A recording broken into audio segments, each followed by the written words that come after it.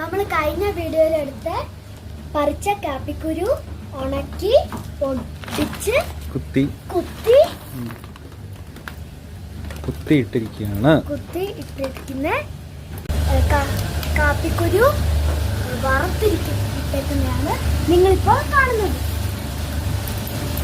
Guys, നിങ്ങളിപ്പോൾ കാണുന്നത് കാപ്പിക്കുരു വറുത്തിട്ടേക്കുന്നതാണ് കേട്ടോ.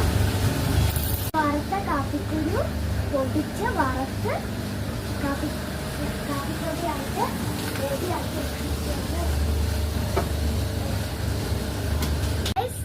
നമ്മളിപ്പോൾ ഉള്ളത് സെന്റ് തോമസ് മില്ലിനാണ്.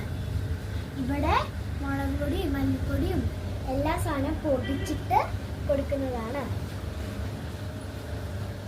ഇവിടെ കുറേ മെഷീൻസ് ഉണ്ട്. ഇതാണ് മുളക് പൊടി പൊടിക്കുന്നത്. ഹായ് ഗായ്സ്, ഇതാണ് കുമളിയിലുള്ള സെന്റ് തോമസ് മിൽ.